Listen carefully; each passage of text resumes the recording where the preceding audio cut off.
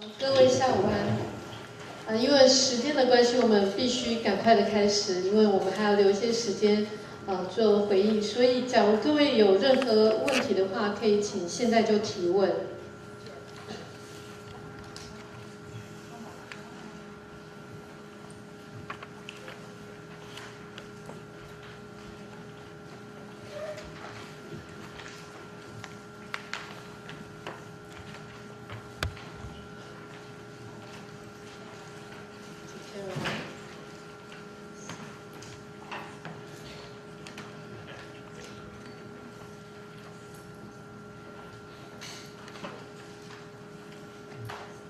Read the question? Yeah. When you arrange events for Redo Redo Festival, what is the biggest challenge that happened? Yeah, that's a good question. There are a lot of potential challenges. We're an outdoor event, so we're very dependent on the weather in many ways. Although we are we have a very loyal audience, like a foundational audience who's also used to Arctic weather. But of course, a lot of people might change their mind if they see that it's rain for 5 days. And that's the weather. But other challenges is the audience, drawing audience. Sapmi is a small place. It's not that many people compared to bigger areas, and we're lucky because we have the international perspective, so we draw audience from around the world. But still, it's a niche festival. We program indigenous artists who aren't necessarily world known or listed on the top 20 or. So we need to do a lot of work explaining what kind of music we're programming, and hopefully create interest. I think we've been doing a good job with that. So a lot of our audience come for experiencing new things actually, but that takes some time to build that trust in your audience. So the next question is, how do you raise money for the festival from the governmental public? And of course, the next question is also one of the challenges that we have, probably one of the biggest, where we get yearly funding from 3 institutions. So that's our base in the budget, and that's how we're able to keep 4 full-time employees and also the basic of the program. But then we have 40 program applications each year, and then the current government is not as willing to fund culture in the same way as the previous one. So there has been some changes in the funding system. So that's created a lot of challenges in all the cultural institutions in Norway, and it's we're all afraid that we won't get the predictability that we've had before. But the way we raise money is that we write 100 applications a year to raise money for individual events and for collaborations, and yeah, so that's a big part of my job. And with an application, of course, there's also a report, and so a lot of writing. But,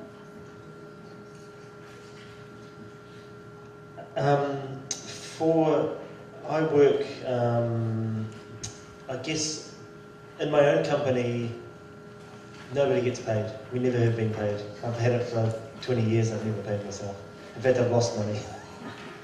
So I've always worked, when I've been really broke, I've taken other jobs actually. So at the moment I consult part-time. I've got a lot of experience, so I'm able to work with the city council or with the government doing what we call social infrastructure work. At the moment in Auckland there's a problem with homelessness. So I've been commissioned to produce an album of street musicians and street poets, because everyone's saying we have the solution, but no one's asking the people on the street. So I'm recording artists and people who live on the street. Actually, at the moment, I'm not being paid to do that, so I do commissioned work part-time, and then I earn money to do that, and then I spend the money on my little.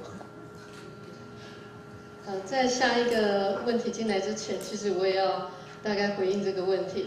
其实我在今年大家都苏达总监有提到，然后刚才那个他有讲到，就是说British Council 的这一次的这个领袖会议的时候，其实也让我自己稍微失控了一下。在那个当下，其实我了解到各个不同从世界各地来的各个青年领袖，从各个地方来的困境的时候，让我不禁悲从中来。一则是在台湾，我会觉得在台湾是非常幸福的，因为第一个有固定的补助。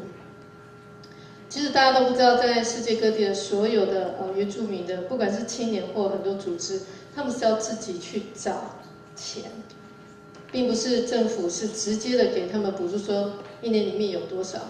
那就在那个当下，因为台湾刚好有一些议题，是我今年7月人在澳洲的时候，就会想到另外一个平埔族群的证明的运动，就会让我想到说，大家证明有时候是为了让自己一个肯定、一个自信，但是有很多人都会把它解读成是为了要要获得经费、要分得利益。在这个当下，就会让我好难过，因为看到那么多人为了这个议题要团结、要努力，而我们自己在台湾，在台湾国内吗？就开始只是为了要分这个利益而争吵，而忘记了要团结在一起。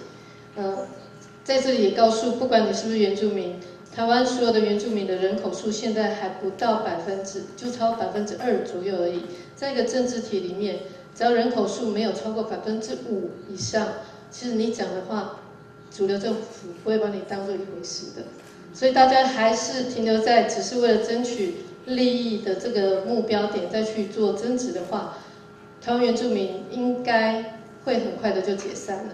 这其实是我自己最大的担忧。所以在那个当下，在所有的青年领袖有非常担忧的，他们担忧的事情和合作的事情，在努力的奋斗的时候，回想到我自己的台湾国内竟然是为了这个在争吵的时候，其实真的是有点难过。所以在这个当下，也会让我回到想到说，这2位这么年轻的尤其Caroline 才28，28 years old， 他就已经可以做到这种全国性的。他们这样的活动不仅是已经有20多年了，甚至于在这个 Rido 的这个音乐会里面，你要参加是要报名的，你要缴费的。然后他们自己也要去找一定的经费，甚至有一个很完善的组织。在台湾，我们办任何活动，有时候都需要用外包的方式，所以有时候就会有很多就是要找钱，要有 funding。那回到这里，就会让我去思考，是不是我们应该要重新思考，尤其年轻的一代们要如何的去做事情。那我先回答到这里。那请问我们还有下一个问题吗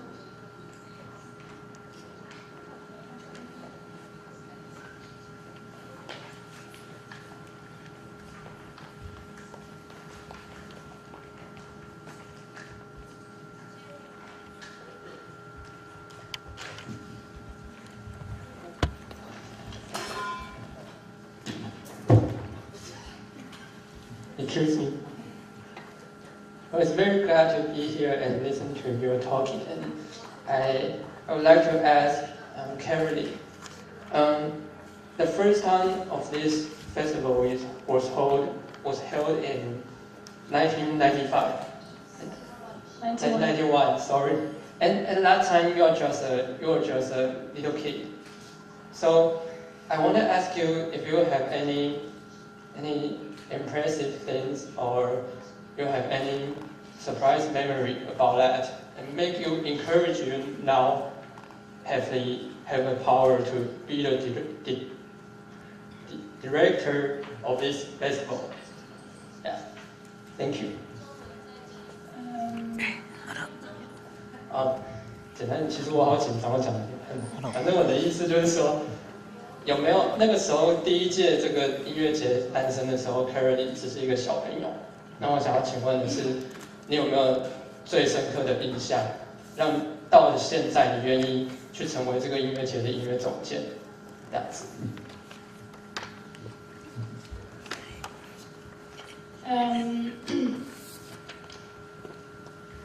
？It was very special this year because I'm just going. This is an anecdote, but I need to explain this because I think this year we had our 25th anniversary and we chose to celebrate it with a contemporary art exhibition, and I think and I was asked to kind of. I was asked why we did it like that, why we chose a contemporary indigenous art exhibition to celebrate the 25th anniversary, and I had a thought, I reflected a lot about this, and we all agreed on doing it that way. But I think it says something about or just how we're brought up to think about art. My generation and the kids who grew up with Redo, our first experiences with art was throat singing from Tuva and Mongolia and Yoik and all these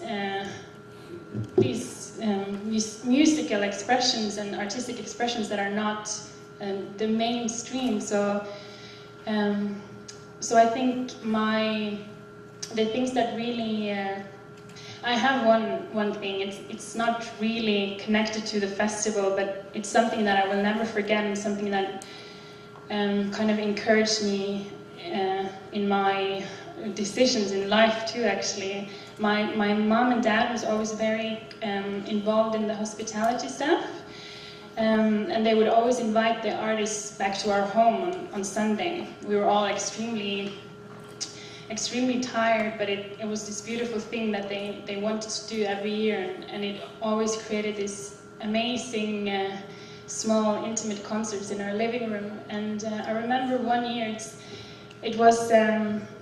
we had Shifong, and she brought the pipa player Yufong, and she must have been 3 a.m. or something in the middle of the night, and we'd all had like a big dinner to kind of calm down and wind down, and then Yufong took the pipa and she started playing, and I wasn't able to be at the concert during it because I was working. So a lot of the big things that happened on stage, I didn't actually see them because I was running around bringing people coffee or serving people food or doing the logistics. But I will never forget that, hearing the pipa for the first time in our living room, and it was a big experience. And that's a small part of it. That's all like the off-stage little things that happen when people meet and musicians meet and people feel inspired.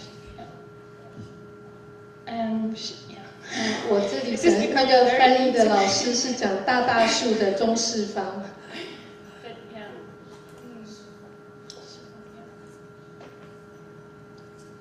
好的，那请问 ，OK， 有请秘密。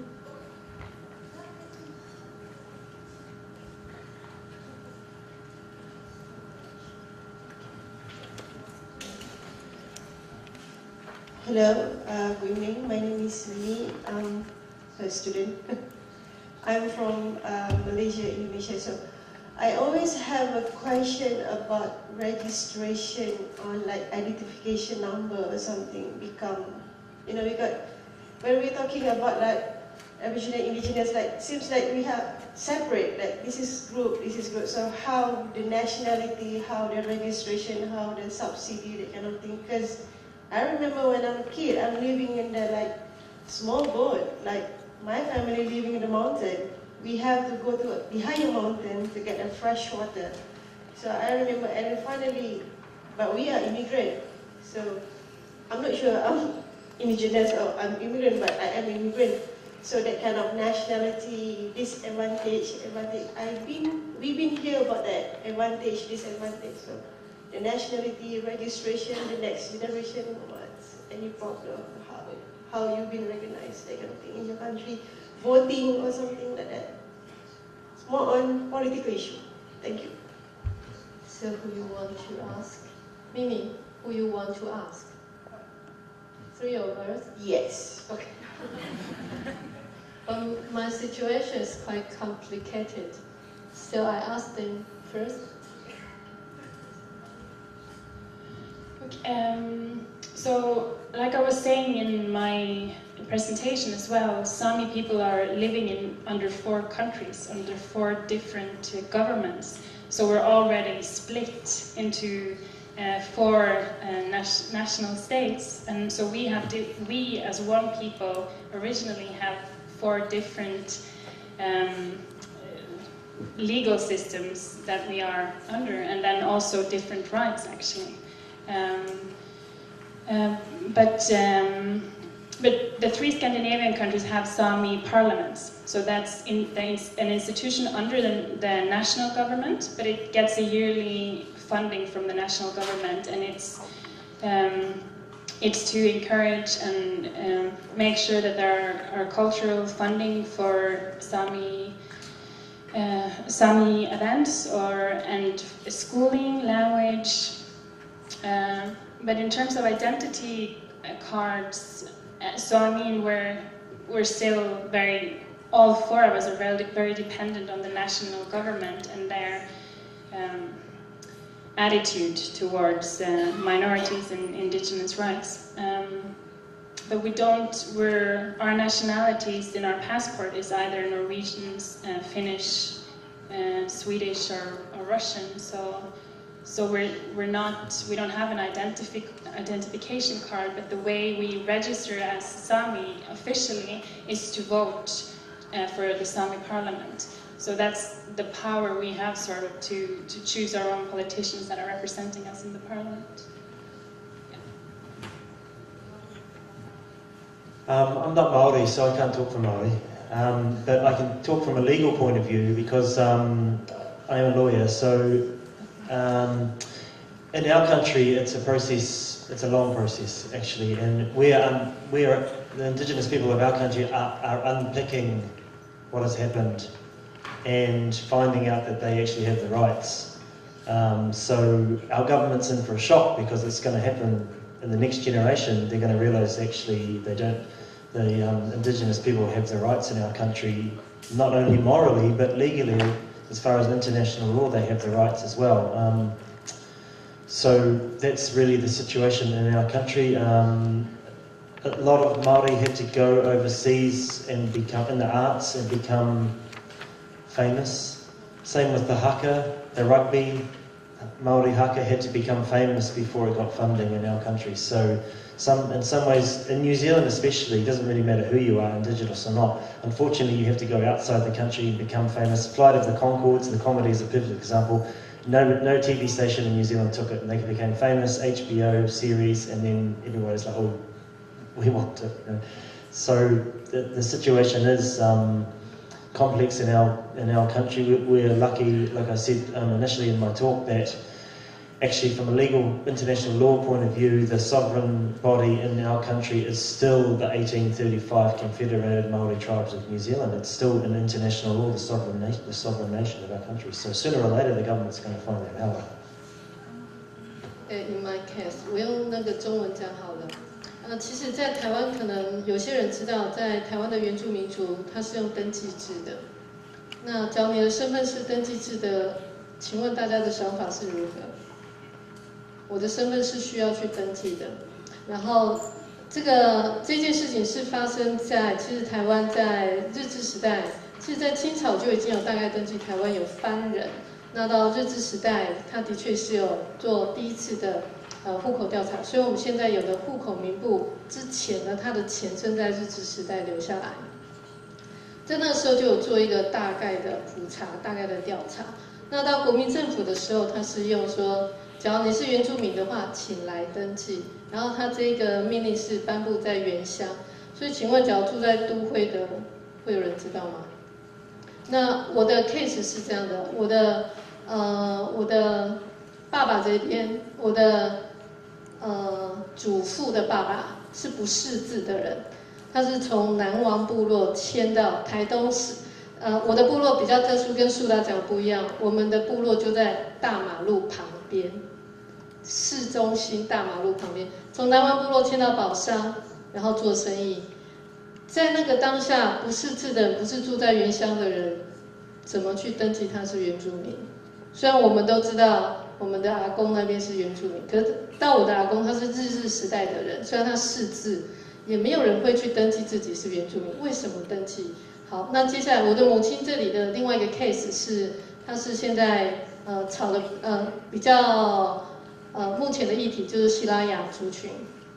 西拉雅族也是一个很特殊，他们是在早期就是熟字，所以到我外公他的注记还是熟，可是到国民政府到台湾的时候就没有熟字，就直接把它变成是福老人，直接写福，因为他讲台语。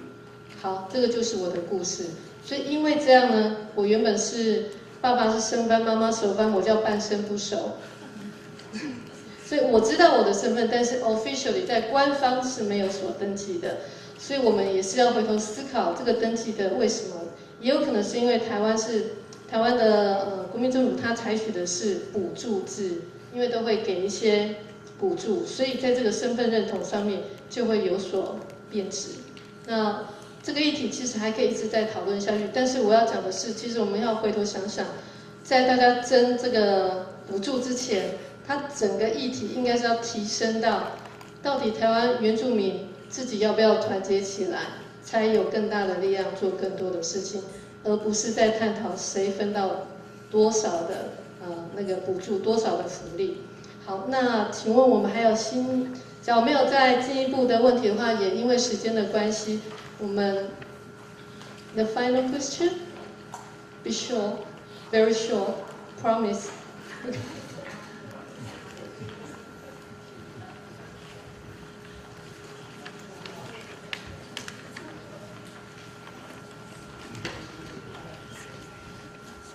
Hi, I'm Janet from Panama. I'm also a student from the Lao Shu. This is a question for Garrett. I'm not sure if I might have missed it, but I'm interested in hearing the original interested in mixing or uniting cultures, because I heard before Kiwis and Maoris were slightly separated, and until recently, with the death of a rugby player, it got reunited a little bit. But you started the toleration of the races before. Sorry if this sounds or it's coming out wrong. So I'm very interested in what was your initial motivation into doing what you're doing. Me personally, Yes. because I'm mixed race. So my mum comes from Scotland and my dad comes from Lebanon. So for me, I've always had a mixed upbringing. I've never really identified with the mainstream. I identify with Maori people as far as politically and morally, because I understand that they haven't been treated fairly. The treaty that was done between the British and the Maori was never honoured.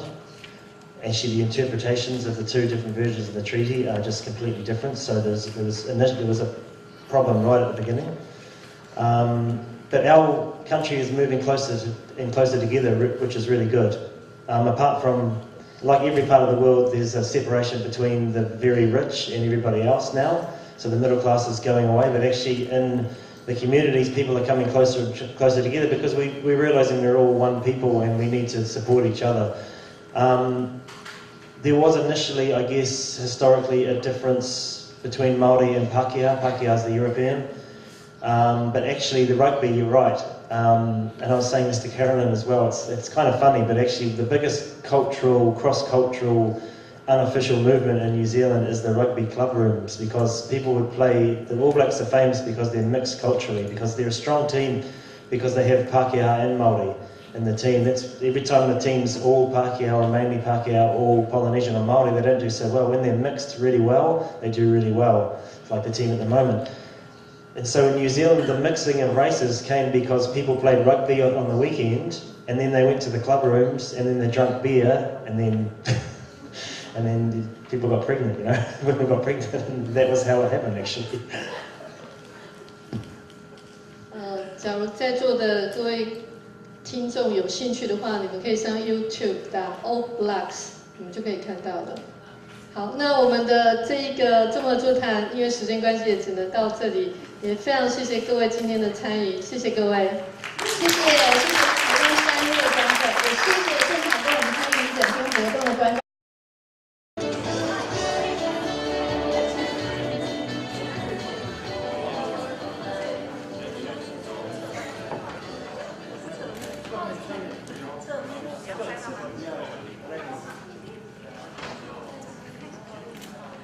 好，请大家看一下这边。